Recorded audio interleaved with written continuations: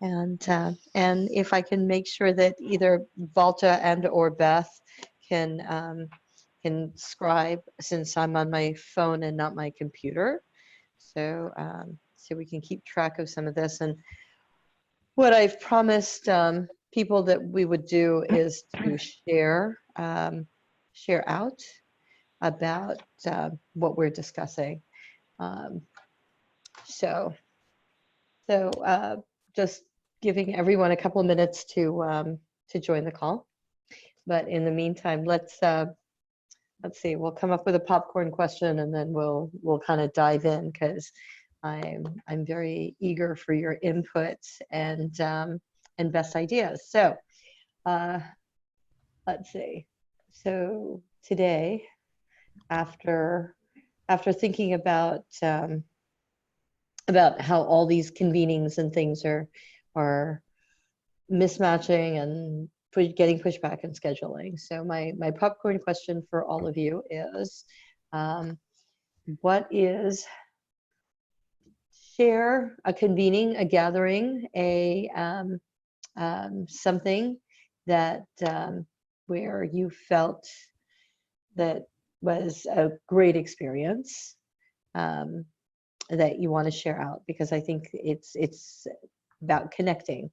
So name a convening that that helped you feel connected in whatever custom and bespoke way that convening was. So I'm going to ask Heidi, tell us about a convening that resonated with you.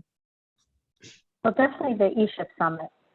I thought it was such a great event.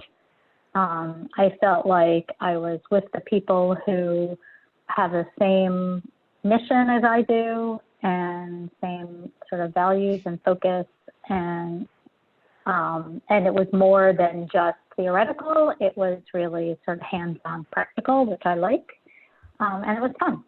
So all those things combined, excellent. And pick the next person. Oh, Beth. Thank you. Hello. So my first, I'm just going to go with the first in this time as an ecosystem builder, is when I went to Birmingham, Alabama for the co-starters convening, not knowing anything about it.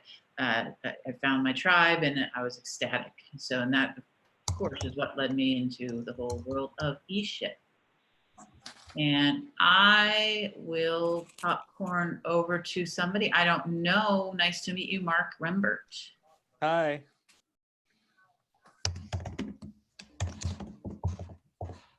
So I apologize for not putting the question up. We were talking about a convening that, or a gathering that that helped or resonated with you. Oh, with me? Mm-hmm. Oh, just any talk or gathering? Yeah. Oh, wow. Okay. Can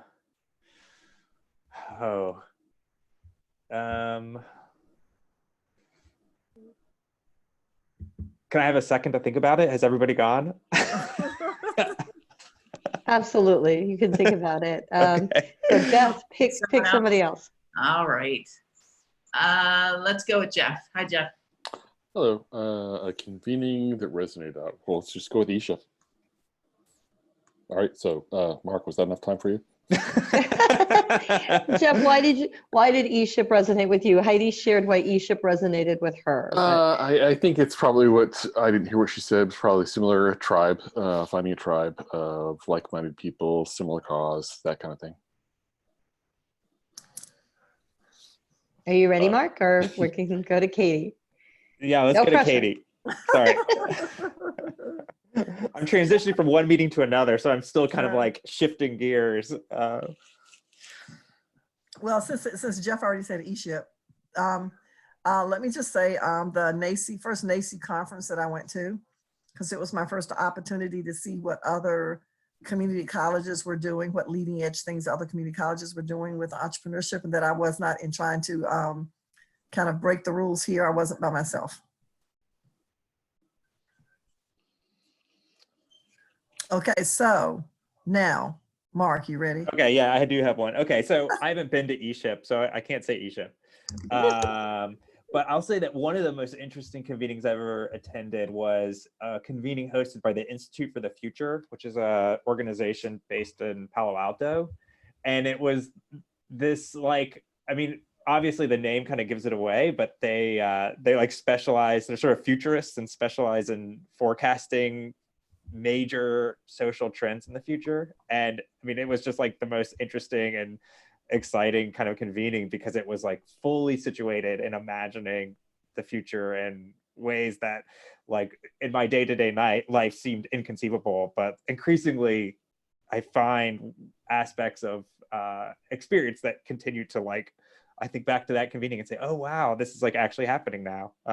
So I think that I love convenings that really push me out into thinking about the future in really creative ways.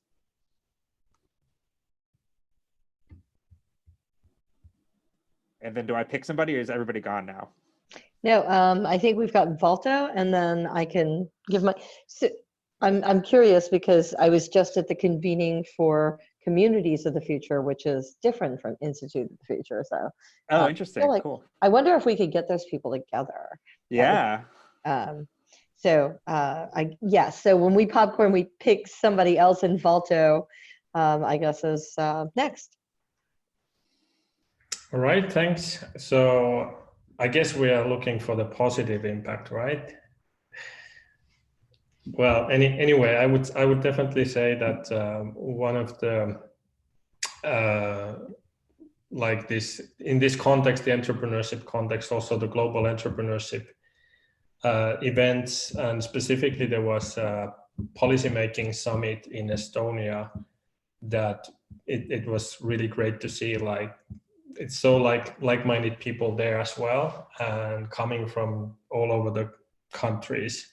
So whenever you think of ESHIP, that's kind of like a globally similarly like-minded people coming together, and that was specifically interesting because all of them were policymakers in that event. Specifically, it was a smaller thing, and there was a policy hackathon, and it was pretty interesting and fun. So, thank you, Valto. Actually, I wanted to tell you that I was hearing accolades about your conference that took place not too long ago, and by somebody who went. And one of the things that they mentioned was that you had cameras on people in a panel as they faced each other instead of facing the audience, which really changed the game because they were actually talking to each other, but then the people in the audience could see their interactions in their faces, which is a very fascinating way to host a panel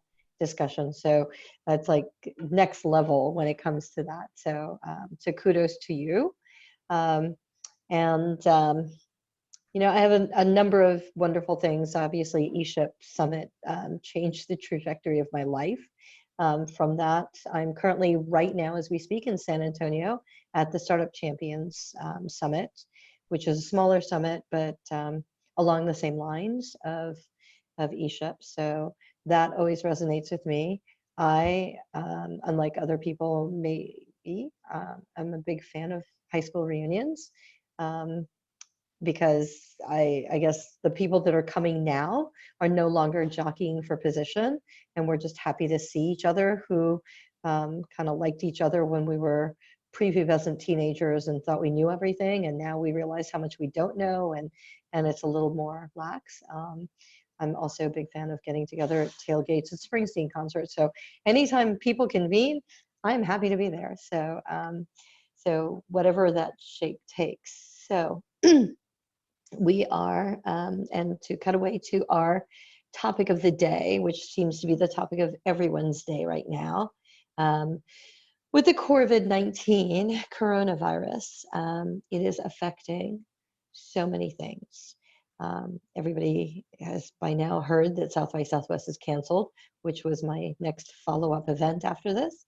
And I want to share with you that that there are, for those of you who don't know, and I can't type it in because I'm on my phone, but from the the idea of 400,000 people who come to an annual event, and when it's canceled about a week before the event actually starts, one of the big communities that are, besides the entrepreneurs who've traveled and the filmmakers and the musicians and all of that, you're talking about small business owners and entrepreneurs, first and foremost, the ones that we work with every day and support, that are probably being hit as hard or harder than some organizations which may end up getting more support.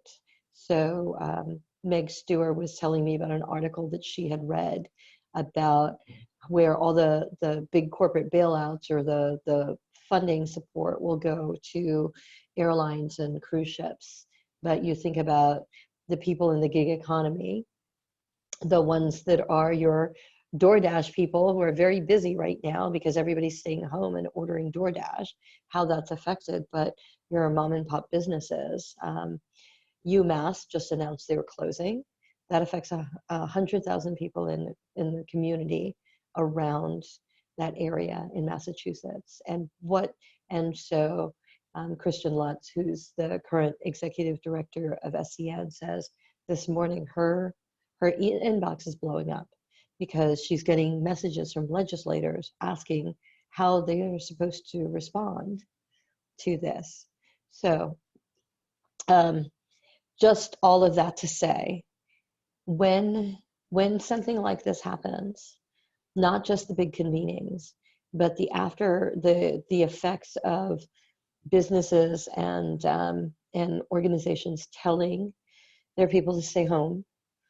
I mean, some of the things that you're hearing, I'd love to hear what's going on in your community, what you're hearing, what the response is that's coming out there, and we'll just kind of open it up and see if we can't jot down some notes of and take a temperature reading of what's going on across the United States, where all of you are, and Europe, where Valto is.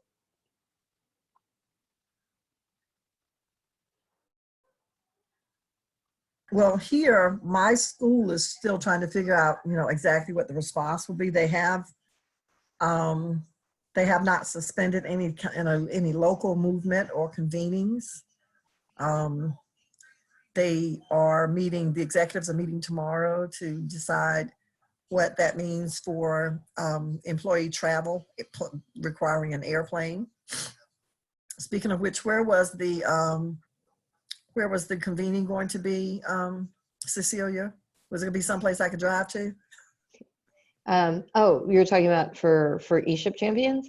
I don't know yet. Okay. I don't. Because I'm saying, that's the solution. I mean, the rental car business will love it. There's rent a car and drive. I prefer that to flying sometimes now too. Getting on a plane is painful nowadays. Right, but Become like just remember, it's not just airways. the airplanes. What, it's not just the airplanes. The CDC just came out this morning declaring this a pandemic and saying that gatherings of over 25 people should be curtailed, postponed. So it's not just being on an airplane, it's being in a room with over 25 people. They're recommending those things be canceled or postponed. So my daughter's a bar manager in Manhattan, and I'm offering to send her a full body surgical glove so she can be safe. Just with a little hole for her eyes.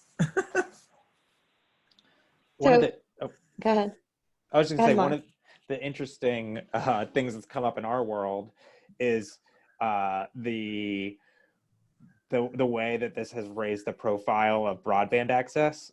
Yes. Because we work in rural areas, and all of a sudden now that people have to work from home, or their children's schools are being canceled or being moved to a remote, system, those who do not have high-speed internet access are really feeling the pain. And so, one possible positive outcome of all of this is that it's going to really emphasize the need to make sure that everybody in the United States has access to high-speed internet.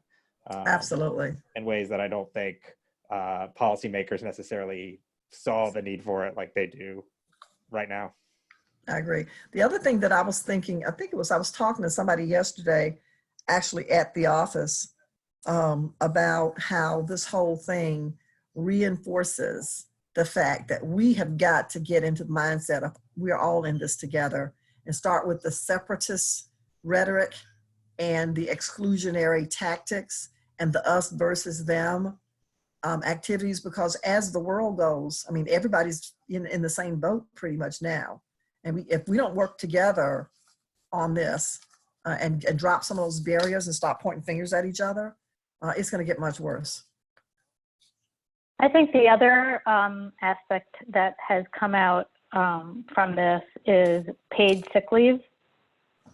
So if you don't have paid sick leave and you don't feel well because the coronavirus is starting Right. or whatever, and you can't afford to go home, that is a seriously dangerous situation. Everybody should have paid sick leave. Part-timers, full-timers, everybody. Yeah, and the research shows that people don't abuse paid sick leave. When companies say take as much leave as you want, they don't see everybody just all of a sudden, staying out of work for no reason. Yeah, so we've seen a lot of cancellations, smaller gatherings as well as large gatherings.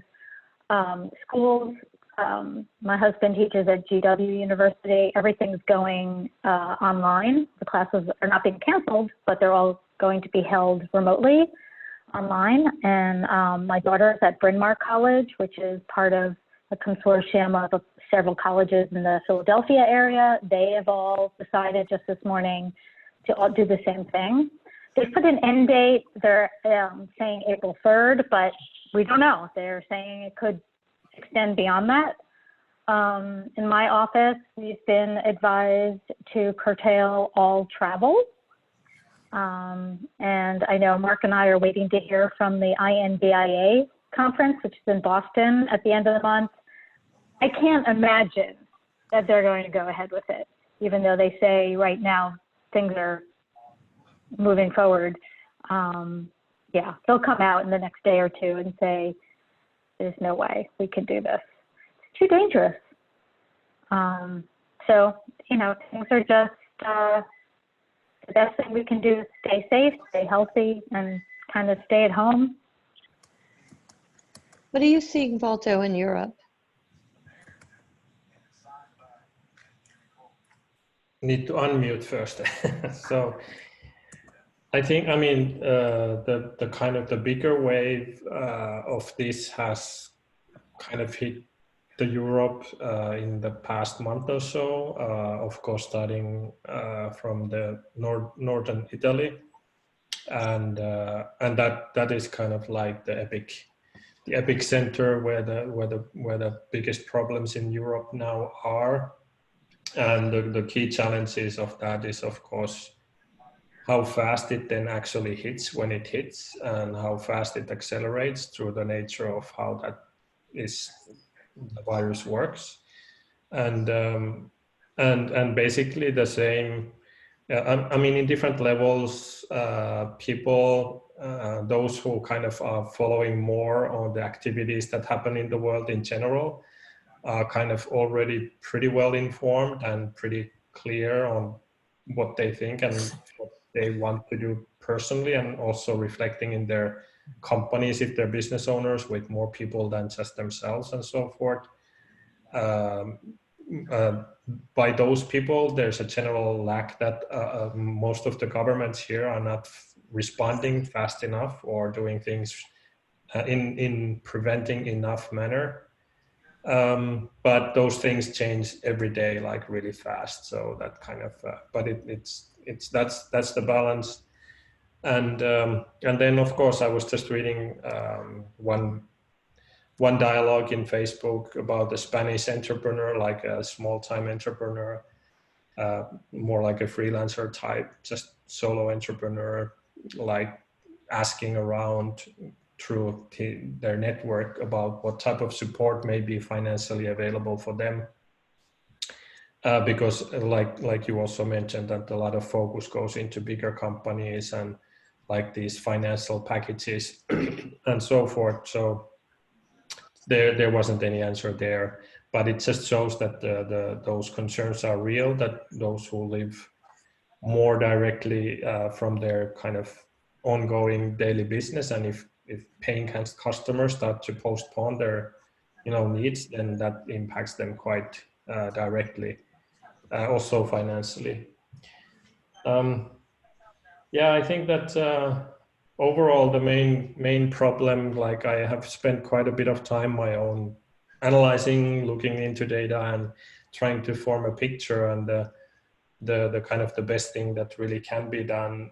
The biggest kind of problem for that is that because it can spread so fast, that the short-term ability for the medical care is pushed so extreme that there simply is not enough caretakers. So even if it will kind of hit the whole world and go through kind of all the countries and so forth, if it can be kind of spread over longer period of time by delaying the impact, then kind of there is more capacity at any given time. But so that's why kind of the general recommendations of just trying to slow it down or getting the growth to plateau is the best thing for everyone try to do, because it's hard to avoid it altogether. But even if it can be delayed for spread slower, that has a big impact on the capacity to try to avoid those peaks. Jeff, what are you hearing? What are you seeing in California? I don't know about Southern California. I mean, there's obviously things going on here. You've probably heard about the cruise ship docked in Oakland right now that was quarantined off the coast for a while. So that's not super close. But here in Sacramento, there's some sporadic. The school district closed schools. I think there's a community college system that has gone online as far as their classes. They're still holding, like the NBA team is still having games, and they're well attended. I think there's a lot of people who are concerned. I was just out today on there at Costco. People are wearing masks, of course, and gloves, even though they say the masks don't do any good. So I'm kind of taking a somewhat cautious approach, but trying to be neutral and open about it. I'm more concerned about the impacts on business and the economy than the actual virus myself. And I'm worried, is ESHIP going to happen? And when's the go, no go date on making that decision?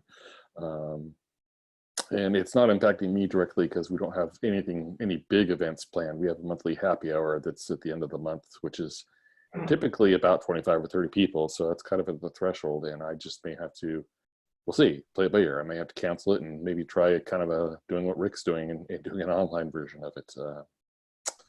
But yeah, it's the other aspect way to look at it is kind of, uniting people, and maybe this common enemy is somehow, like Katie was saying, a way to bring us together. Who knows? So definitely an interesting aspect of it. And I can tell you that at this point, the ESHIP Summit is a go. We're hoping that we'll have more answers in the coming days, and we've got a call this week, and we're still planning and doing all those things, trying to be mindful of. And I don't want to debate there's huge debates on whether this is more deadly, less deadly than the flu, and all of the information that's out there. I think depending on exponentially where you see the percentages, like it's slowing down in China, more people are affected, but then less people have died, but less people are infected in the United States, and that number of people, there are deaths, and so not that one death is any less important proportionately, but because there are less people affected in the United States, the percentage, according to statistics of how deadly the virus is I don't know, up for debate, right? So regardless, if you're that person that gets infected, then all this talk of percentages and statistics means nothing to you. So because I mean, this is your life. So so what I am seeing, so to Jeff's point, talking about the economic effect, I had plans to go to Austin for South by Southwest, and because I'm in San Antonio now, and I'm still actually planning to go to Austin at this point. There are people in Austin that had made their plans and made their way, and there was a page that was created called Stranded in Austin. And if you look up strandedinaustin.com, it's all the people that are there, or a large group as they're learning about this. And they're starting to catalyze and share events that they're going to host and trying to support. Facebook has a South by Southwest Austin buy, sell, trade, or swap, which is all of the business owners that have heard about this site to be able to trade or swap. There's somebody who posted that they had pallets of water that no longer had a customer, or there's a big, huge container of sushi ginger, and just interesting things, right? There's Chipotle salsa that was going to feed some of these 400,000 people that were going to be in Austin. The reality of all of this, while it's interesting and amusing, is that business owners had to spend money and commit to a bunch of stuff that they are now on the hook for, and there will be people going out of business because of this event. Because a week of festivities, with big corporations that pulled out, and I don't know that it was as much the scare. So here's the article that Meg was talking about. The argument was, it was not necessarily the scare of the ferocity of this disease and the virus spreading, as it was that there were so many large organizations that were pulling out of this event and speakers that they had no content.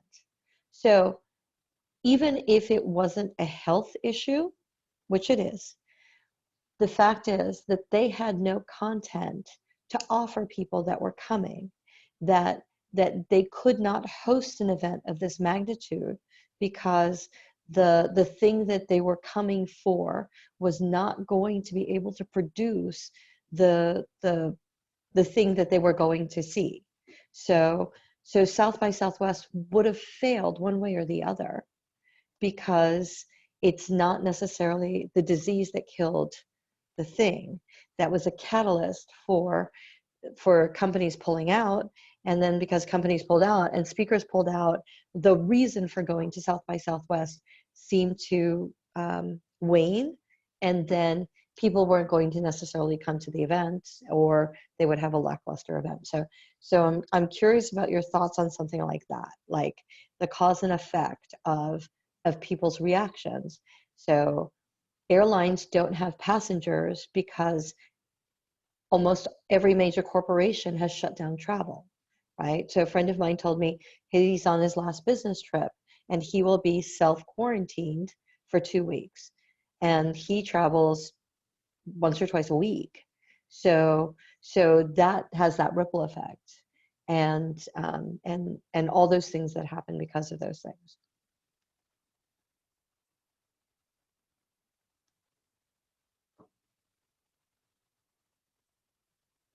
Yeah, I guess that there's overall sympathy, and everyone understands these things and kind of can extend to that far, but the reality is going to be lived by those that it impacts directly, and it's really hard to kind of see on that.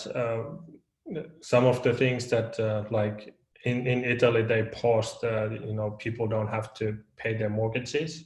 So and there are some like governments considering, I think in some places, no need to pay tax and these types of things that they can kind of do immediately that should equally impact people, but of course it never does. But in these types of cases where someone is like fully committed to a bigger thing, it's just, well, it is what happens in business in big and small cases, so unexpected things.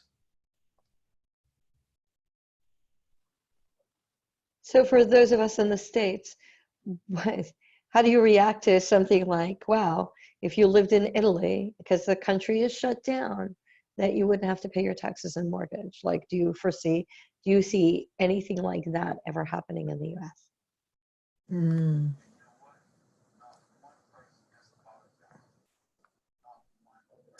Everybody's shaking their head No, because this impacts the banks, and the banks have a lot of political clout. I mean, I'm surprised in Italy that wouldn't be a consideration, but I don't see that happening here. I mean, I know Trump has mentioned something about reducing our income tax, but that is going to have a very minimal effect on the economy.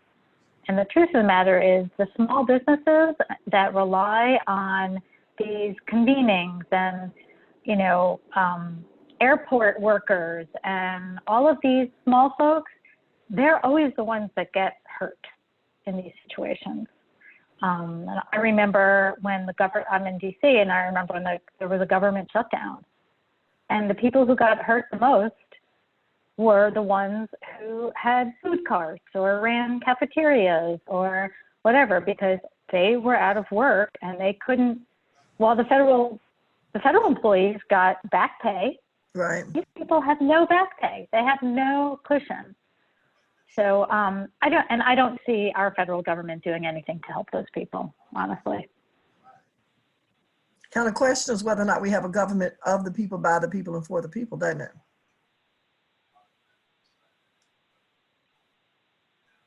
Well, and related to this is it's just to reiterate, this is impacting the entrepreneurs. So that's the audience that we work with every day, right? And we already know that they don't have the support they need, and this is just exacerbates the problem.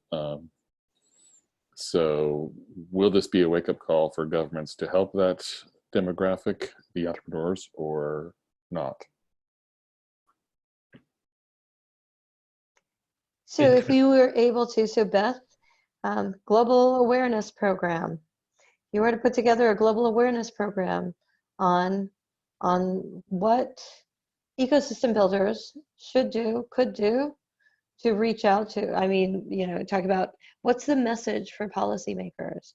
What is what we're gonna do this afternoon at SCN is actually break up into small groups. I mean, the reality is, we said, had this summit been scheduled for a week or two from now, we probably wouldn't be here, right? So we are here and together. So we will be working in breakout groups to talk about messaging, how we talk to policymakers, how we engage, which I'm gonna try to share that. I'm gonna definitely share that framework around the ESHIP Facebook page and get other people to chime in. And I think that that whatever we can do, but I'm really curious to hear your thoughts on what your you know, your instincts tell you about how we work on that. You know, to be honest, I really don't know. This is potentially devastating to the whole world, and I don't know if a good starting point is to look at what happened, what the feds did with the bailout, with the financial crisis, and make suggestions around it.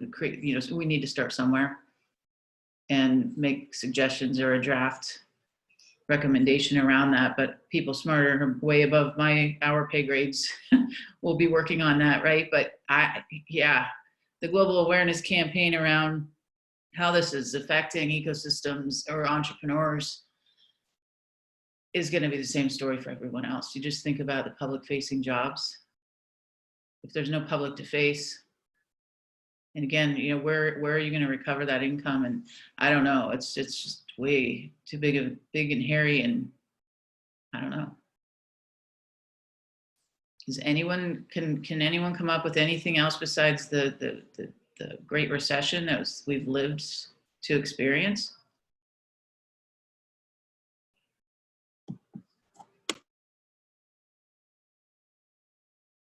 Well, I think that it's also like realistic to think that the governments will have bigger problems in that sense, that it always, like, it's just the way it is, that there's also, like, even through those big companies and so forth, they do have their own financial cushion, but for like the airlines and these types of things, that the impact is so huge that that also people working those places, and they get their, you know, unemployment, or if they're not physically there, of course, depending on countries and so forth, they get their kind of financial support through the businesses where they work.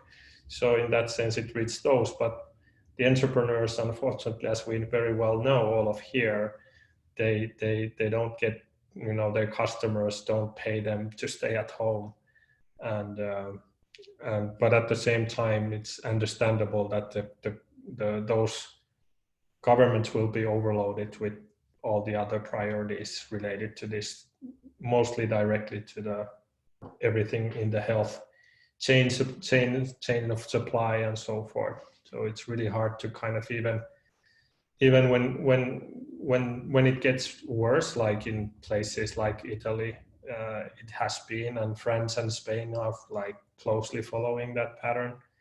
It's very easy to see, kind of, when following those activities there, that there just is not enough capacity. Like, people who are helping are getting sick themselves, and it's just something that it's hard to kind of even consider prioritizing something like, we need to specifically now focus on certain groups, than other than just those who need help, and like entrepreneurs are in that mix as well.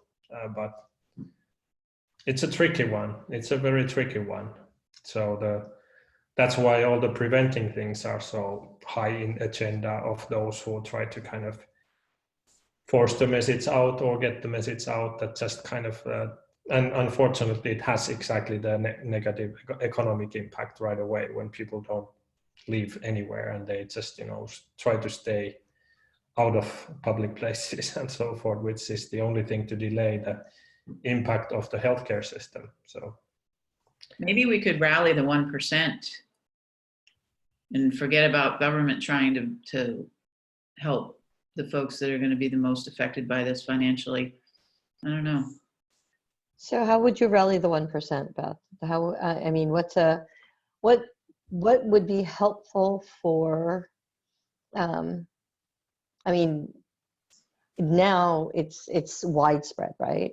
Right. I know that we had talked about, so a couple of us sitting around at dinner over drinks, which is usually where problems get solved, right? Like, how are we going to fix the world kind of thing.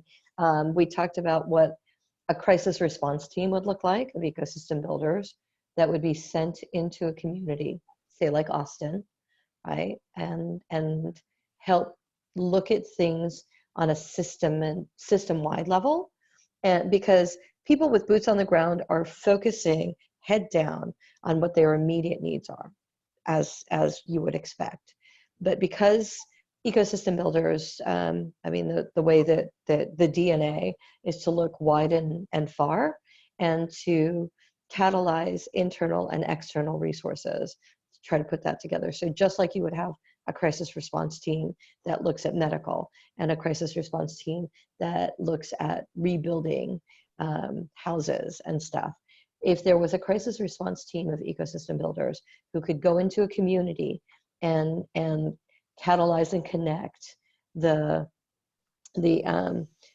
government players and the chambers of commerce and distribution and you know, all that supply chain stuff, and start rerouting. So instead of getting on a Facebook page hoping that people see, here's a bunch of sushi ginger, right? Which is kind of a unique thing, but to be able to create those solutions or find that. And the notion is, what happens because of this crisis is entrepreneurship actually goes up because we'll have to come up with solutions. The challenges, it will take a deep dive before it comes up. So Yeah, go ahead, Jeff. piggybacking on that thought, thinking a lot about things through the lens of complexity lately. This is a big disruption, and things are going to emerge, like you're saying, they're emerging right there in Austin to address it. It'll be interesting to watch what new forms of business or collaborations emerge from this because of this. And Beth, you asked what other crisis this is comparable to, and you said the Great Recession. I almost think it's more like 9/11, where people, for weeks, flights basically stopped. But I think it may be even a bigger impact. And society fundamentally changed after that, for us, at least in the States. So I think there's going to be some fundamental shifts based on people going out of business and economy perhaps tanking. That'll be interesting to watch what emerges. Back to what you were talking about, Celia, as far as the ecosystem builders looking across the whole landscape, and how do we start in our ecosystem building work is understanding what we've got and looking at, or what we don't have, looking at the gaps in the ecosystem. And let's say that's business or employment.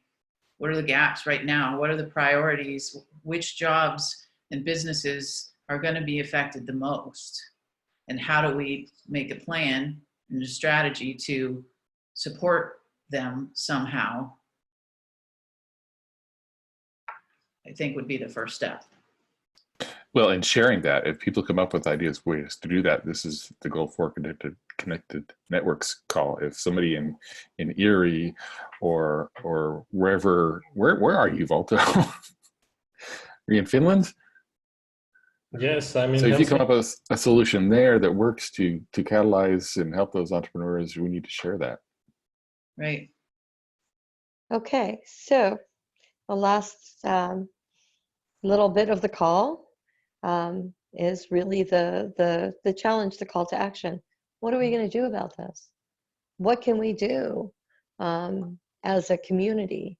Like, is there messaging that we could send out? Is there a because right now the advice that people are giving are things like buy DoorDash gift cards or something like that. And I don't know that, that to me is not a tangible, helpful solution because it's not scalable. It's not, anyway, nothing against DoorDash, but really, what is it that we can do? What is it that we can do together? I think we share the success stories more. I think it's extra critical now.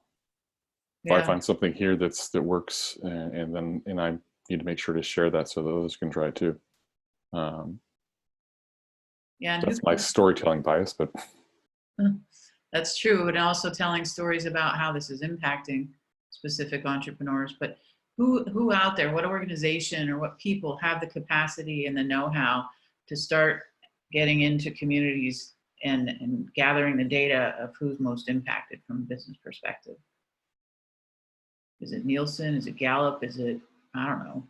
But who can we rally to get started on that as soon as possible? Startup Genome. Perhaps. Yeah, maybe it's several different organizations for different verticals or industries, what have you. But if they're not already working on that, that's not good. So is that as that connecting with the Goal 5 team, the metrics and methods to say, hey, if we're not measuring this, we need to start measuring this. And when you have something that's shareable, share it through these channels, right? If we can, and not to be biased to like the ESHIP Facebook page or the Twitter, is there a hashtag that we start that says, what does that all look like? So what if we could, in the spirit of connected networks and actually be nimble, what if we could provide a simple survey template that has 5 very well thought out questions and the hashtag that any organization who wants to survey their audience and their constituents could use very quickly using the hashtag. And so, you know, it would allow them to be nimble. I think if we get to the organizations that are closest to the small businesses, that they're probably going to respond more quickly than a national organization who has probably layers of loving bureaucracy to get through before something can happen. I like that idea. Well, can you elaborate maybe what are some of the questions that just, you know, let's kick it off. What kind of questions? Well, one of the first questions would be, are you a B2B or B2C company? And are you being affected by a major event that's been canceled? If so, what do you estimate your revenue loss to be? Those are the first three. What are the other two? What do you guys think should be the final two? Should we ask them something about what they're going to do with their employees? You know, are they able to keep employees on or assist employees during this difficult time? And if yes, how? How about that? Say that last one again. What can my local municipality do? What can my local leaders or municipality do to help me? We got 6 questions, I know, but hey. Okay, what was the previous, this next to last one? There was how are you able to assist your employees or keep them on during this difficult time? And if you are able, how will you help them? And the final question is, how can my local leaders and municipality help my business to survive this period? So I wonder, I know you mentioned something about, you know, the more local entities that are closer to the small businesses than just like a national federal agency or whatever, but there are small business development centers all over the country that that's what I mean. Are in touch. Yeah, oh, that's okay. what I mean. Okay, yeah. Here in North Carolina, well, first of all, in my county, there are 12 chambers of commerce. Only one of them would be, well, maybe 2 of them would be considered big chambers. The others probably looking for something they can do with their members without having to put a lot of work into it. So they could probably get something out to their members, but we also have 58 small business centers, which are kind of like the SBDs that are supported by the SBA. But we work with the itty bitty, what I call the itty bitties, that's a technical term. So yeah, if we get them out to the hands of those people that already have a database of small businesses that they serve, then that's something they could, if they chose to, turn around very quickly. And always, if they just ask if they use it, they use this tool we're providing. And I have a relationship with all 12 of the chambers and the small businesses, all 12 of the chambers and all 50 of the small business centers here in North Carolina. If they ask them if they choose to use it, to please use the hashtag if they do anything with their results. So Jeff, I'm just, Mark, do you have something you wanted to share? Yeah, I mean, I think it's a really cool idea. And I think having a centralized survey, one thing I definitely would recommend is like making sure we capture like where they are, their city, state, and zip, so that we can, but I think collecting this kind of data would be extremely powerful. So what if we were able to, Jeff, if we came up with the seeding of, here are some questions, if we created a poll on the Facebook page that, and people were able to add questions and we could vote up and vote down the questions, and the top 5 questions or the top whatever questions would be ones that we would put in a form, and we would share it with our networks. So if we got MBIA, SCN, you know, larger or wider spread, people, forward cities, you know, whoever it is, like anybody within our connectedness to be able to share, here's the challenge with putting, and you could put it on your personal page and you know, whatever, but maybe what we would do is we would start collecting questions and then figuring out like by middle of next week, that we would pop in the top 5 questions, create a form, and send it out so that we share it as widely as we can. So the first step is crowdsource the questions within the Facebook group. Yeah, I think within the Facebook group, SCN can do the same thing. See if NBIA would do the same thing. I'm just trying to think of organizations. Valto, what were you thinking? Yeah, I was thinking that I was also thinking of this kind of how could we make it so that because we know that we don't know all of those even the right questions, and it's always the challenge of any survey: are we asking the right questions? So I mean, if I think this purely from technical perspective, then if it could be kind of create just one place where that actually kind of that input is given, and all the kind of different channels promote that one place. And if that one place would simply ask from it, like invite the entrepreneurs to say, how is this impacting your business? And they would just write, limited space, a field that has limited space, so that they have to put it in condensed format, and then a financial like number, how big of an impact it is financially. And then when there starts to be more, then entrepreneurs could just say, I have that same problem.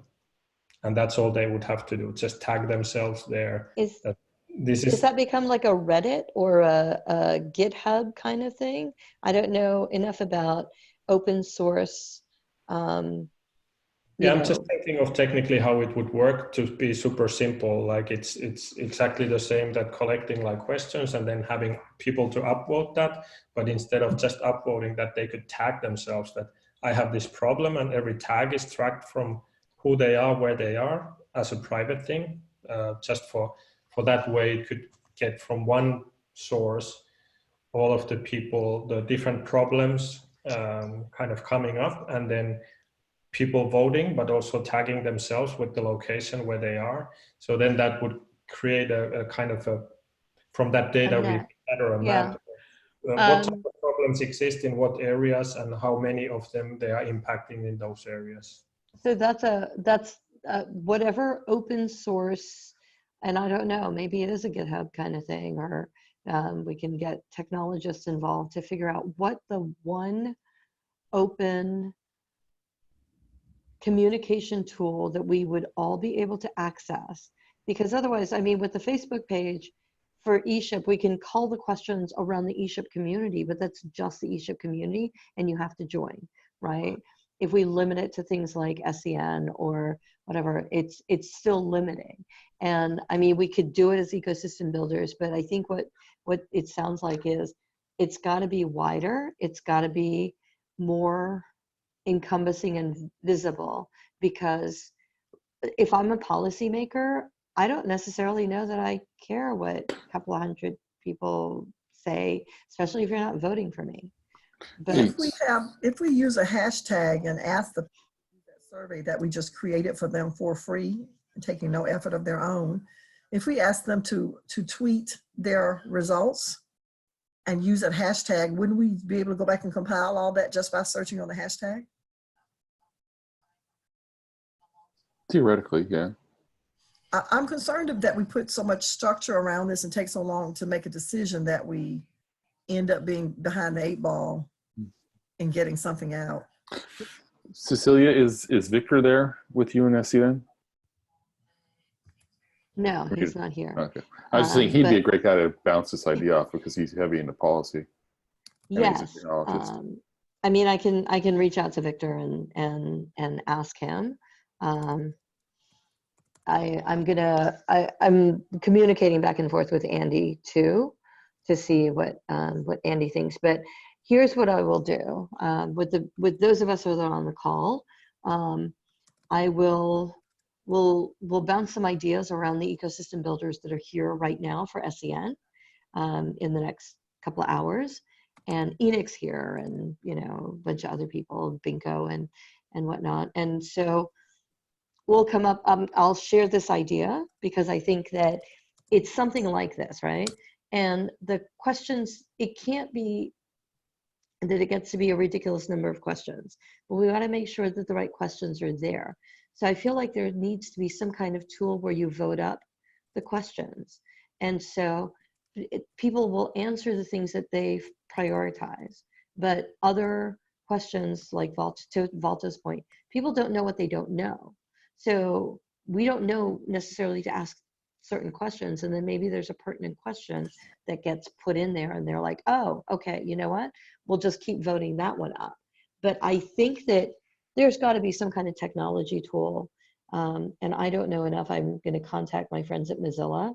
And if you reach out to whoever, but we can start an email thread, or actually, why don't we discuss this on the Slack channel? Mark, are you on the Slack channel?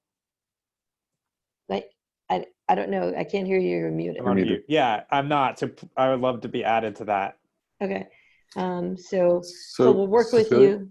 Why don't we make this a bigger the audience in the Slack channel than just Goal 4? Because there's a lot of other people that would have good input, I think.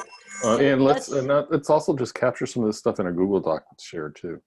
Yeah, I think that's if you're able to do that, because I'm not on my laptop. If you're able to do that, and then and Mark, I will put you in, and I think Heidi's already in the Slack channel. Everybody else is, right? So so we'll put it in the general and say, here's what we're thinking, and get other people to chime in, regardless. And I think what we have to do is start curating small. So if we take the ESHIP people that are on Slack and the people who are here at SCN, and we start with some kind of framework, and then we start building on it and build the exposure and whatever, but we can figure out what platform that is, with all the brilliant heads that are around to maybe think about that. But you know, I mean, it's a lot to take in right now.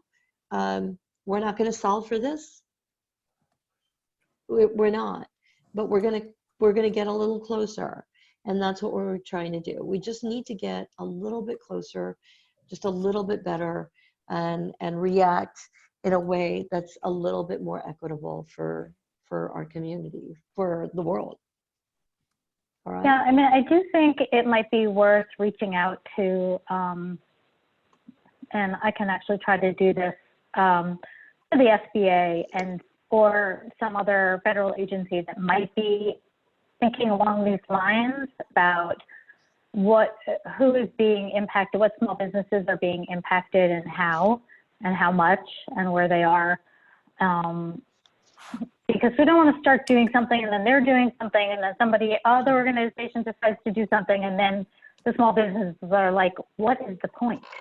Yeah. So we have to, like, I just, you know, like I said, I can try and find somebody at the SBDC national office to see what their efforts are going forward for this. Yeah, and even the economists that do the consumer spending reports and the jobs reports, I mean, they have to have some kind, I'm sure they do ways to dice and chop all of that data, and it's automated in all of that. So can they speed up the next reports? And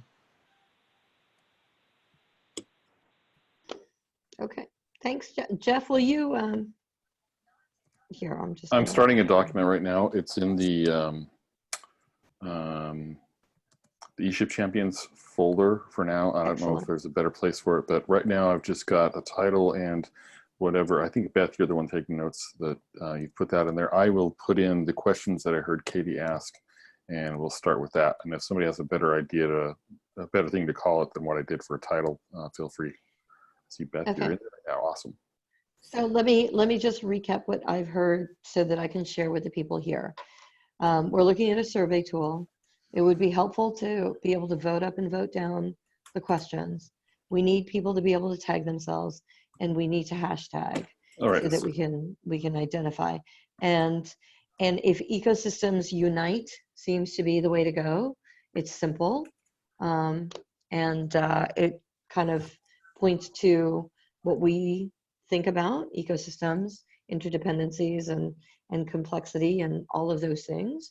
I think it's short, it's concise, it's quick, to be able to share. So Cecilia, can you rename or list all those again?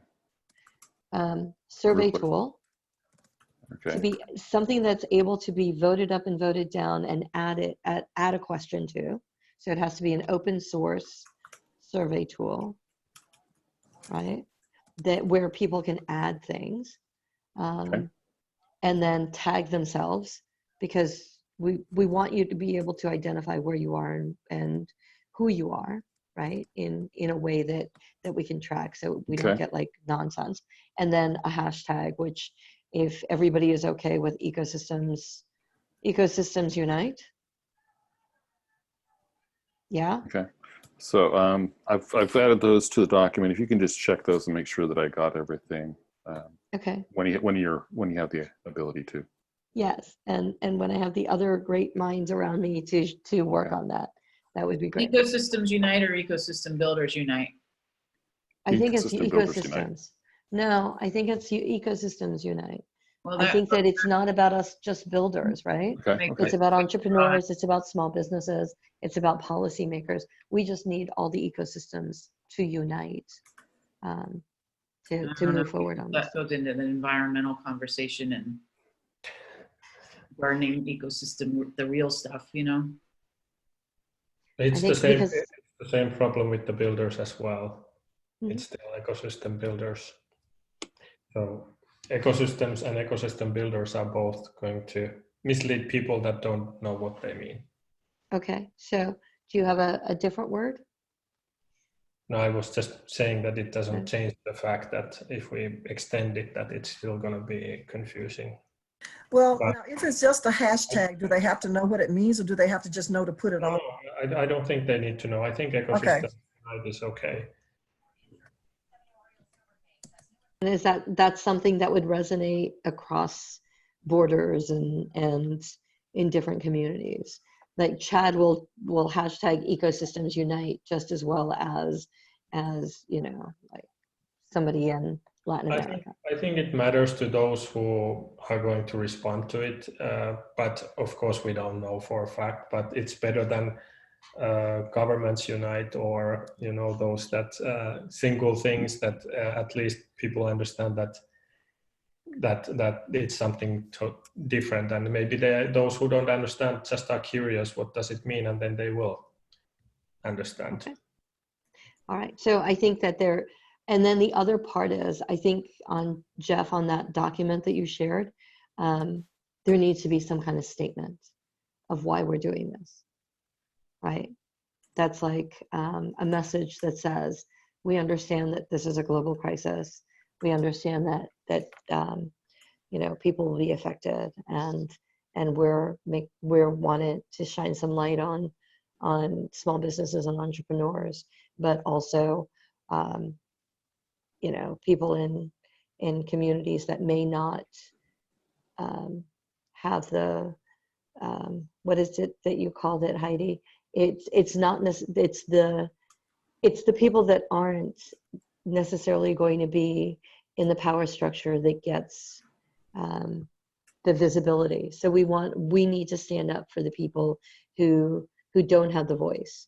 And so that's what we're bringing forth, is there are other people out there. So it's almost like the Occupy Wall Street kind of thing, right? So there's probably some wording in that about those who don't have a voice, the 99%, the ones that are going to live and die and be worse affected by this crisis.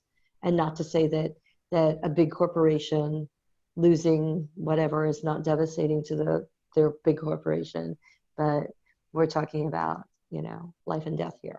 In a certain way, I guess it's like people in between support structures. It's like they are just those who are in between. They are not in any kind of immediately recognized system.